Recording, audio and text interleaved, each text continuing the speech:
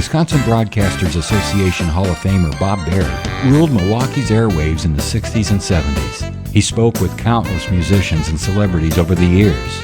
Bob collected remarkable recordings of these encounters, which he's now sharing with the public. Here's Bob. Steve Lawrence and Eydie Gorme, an American pop vocal duet, started their career together when they were married in 1957. Steve had several hit records, including Portrait of My Love and Go Away Little Girl. Eydie had a hit in 1963, Blame It on the Bossa Nova. They appeared in movies and on TV and won some Grammy and Emmy awards. Steve talks about how they met, and Eydie has her thoughts on life in general. A little-known piece of trivia. Eydie was the first cousin to singer-songwriter Neil Sedaka.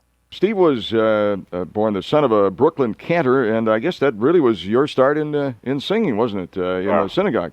That sure was. I was, it's an interesting thing. I started quite young, as you say, as a choir boy, and doing that kind of singing, which I think is probably even more of an exercise for the broadening of the range of a voice.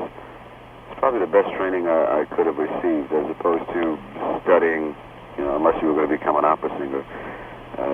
In pop music, they really are more concerned with a sound rather than whether you're singing properly or improperly. And I think in my case, that was my early years were terrific exposure for me in that regard. And then you were discovered on Arthur Godfrey's Talent Scouts, but you had some problems at first, didn't you? Some unsuccessful auditions, right?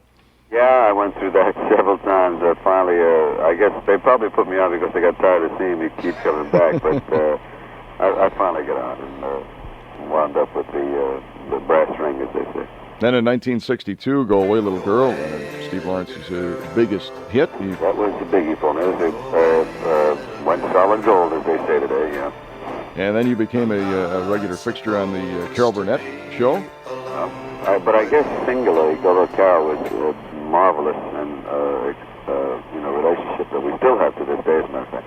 But I think Steve Allen's show was probably the biggest single thing that happened to me for many reasons, not only personally and professionally, but Eydie and I met on that show, and we kind of, our romance grew in front of all of late night America, as it were. Was it love at first sight? I mean, did you get married soon after that? No, actually, we didn't, although Eydie keeps saying it was love on first sight on her part. And, I don't know, I guess it's always taken me longer to recognize a good thing, but Eydie and I literally went together for just about 5 years before we got married. Is Eydie still nearby there? Yeah, let me get her, okay? Okay. Hello? Hi, Eydie. Hello, Bob. How are you? I'm terrific. Outside of acting, what do you care about? On a personal level, of course, I care about my family and my marriage and my children and my home and my dog and a lot of work and a lot of music, and I listen to music and I like to do new music, and I love to work with musicians, great arrangers and great composers. And to me, that's the most exciting aspect of my life. What do you think you would have been if you didn't get into if you hadn't gotten into show business?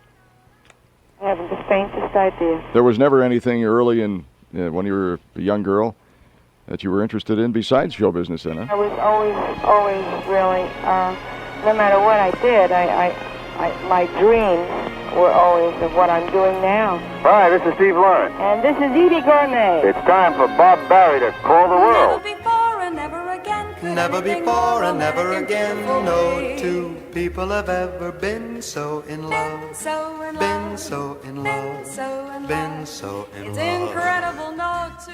Bob Berry. Thank you for listening to Bob Berry's Unearthed Interviews. Be sure to subscribe and rate our podcast on iTunes or wherever you find your podcasts. You can find all the episodes at wisconsinbroadcastingmuseum.org. Check out Bob Berry's book, Rock and Roll Radio Milwaukee.